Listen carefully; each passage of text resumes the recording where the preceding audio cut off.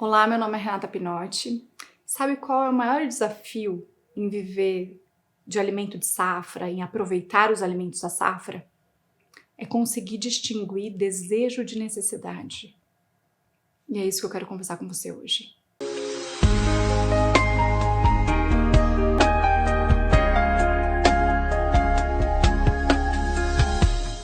Esse foi um dos grandes aprendizados que eu tive com a agricultura natural e com a CSA. Porque o que é distribuído toda semana é aquilo que a natureza deu, que a terra deu.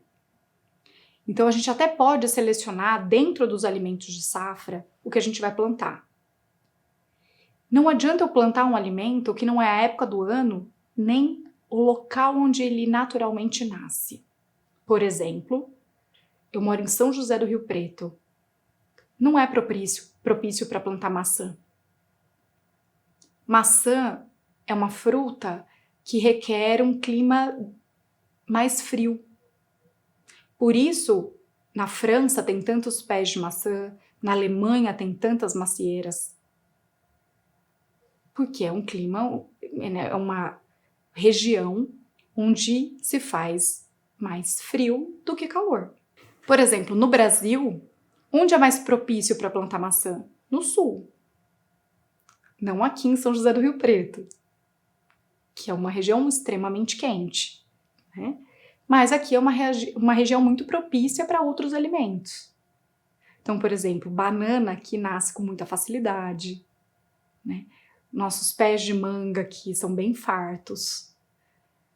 Então a gente respeita a safra e também a região.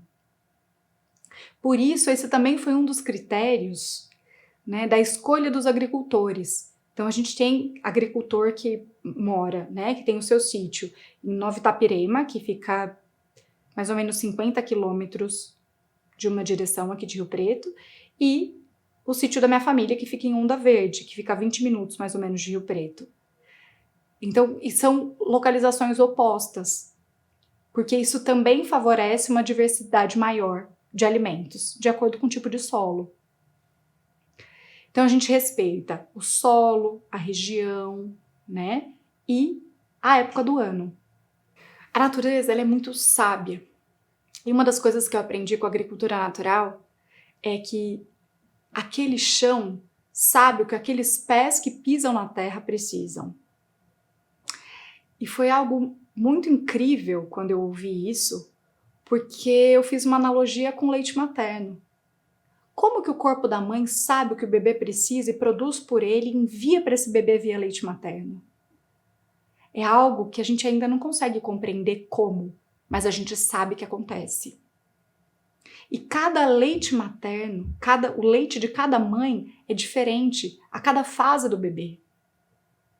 E ele não é igual para todos os bebês, né? Não é toda mulher que produz leite igual, por isso é tão difícil a gente definir a real composição do leite materno, porque não é estático.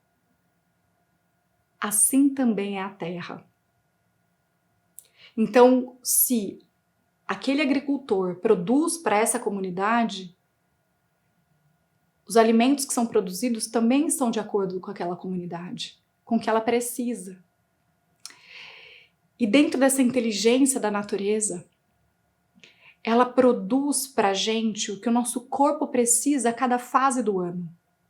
Então, no verão, que eu preciso me hidratar, eu tenho alimentos que são ricos em água, melancia, manga.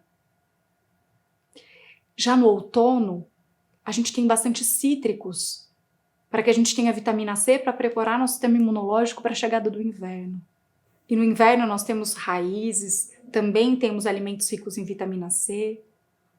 E no inverno a gente não precisa gastar tanta energia, né? A gente fica mais quietinho. Então tem alimentos que a gente consegue fazer sopa, que a gente pode cozinhar, a gente pode oferecer quentinho, não só alimento cru. E é muito lindo ver como isso funciona de uma forma incrível. Eu vou contar uma história que eu ouvi uma vez do Wagner, que é o coordenador do CSA Brasil, quando ele veio apresentar a CSA aqui em Rio Preto pela primeira vez pra gente. Ele contou um fato que aconteceu na CSA de Bauru, que os agricultores plantaram vários alimentos e começou a dar muito inhame. Muito inhame, e ninguém aguentava mais, os nutricionistas já tinham, né, que fazem parte da CSA, já tinham desenvolvido vários tipos de receita, mas a comunidade começou a ficar muito insatisfeita, porque eu não queria mais comer inhame, estava enjoada já de comer inhame. Só que a terra não parava de dar uma grande quantidade de inhame. E aí eles descobriram que o inhame, quando a gente consome, nós exalamos um tipo de odor que é um repelente natural para o mosquito transmissor da dengue. E era uma fase endêmica de dengue. Era uma fase onde tinham várias pessoas com dengue na cidade e, sem saber, a própria terra havia dado o que estava protegendo aquela comunidade de contrair dengue. Só que nem sempre eu compreendo ou eu tenho clareza do que eu preciso. E é essa confiança que a gente precisa desenvolver. Nem sempre o que eu desejo e o que eu quero é o que eu realmente preciso. Só que a natureza, ela é sábia e ela sabe o que a gente precisa. Só que para isso eu preciso confiar, me entregar e parar de perseguir ou ficar tão presa ao que minha boca quer comer, ao meu desejo. Então, se eu quero aquilo, porque é aquilo e pronto, e eu quero comer só tomate o ano inteiro, eu quero comer manga no inverno, eu quero comer cranberry em Rio Preto, eu tô olhando só para o meu desejo. Eu não tô olhando para a minha necessidade. Lógico que a gente pode comer alimentos saborosos, ter prazer ao se alimentar, fazer preparações deliciosas.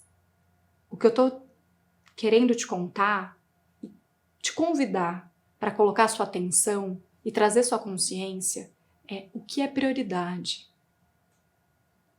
Muitas vezes, quando a gente está cego no desejo, a gente não consegue compreender o que a gente realmente precisa. E essa é uma metáfora que eu aprendi com a constelação familiar sobre o que é tomar a mãe. Quando a gente fala essa expressão na constelação familiar e a gente vê que as nossas faltas e carências são provenientes do que eu não tomei dos meus pais, isso se refere a aprender a dizer sim e receber aquilo que veio como foi.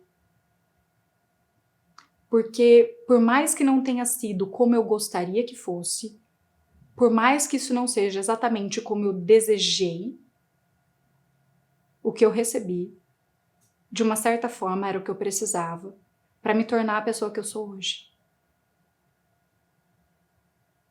Então os desafios e faltas que a gente atravessa, eles nos conduzem para o caminho que a gente precisa trilhar, para que a gente possa evoluir.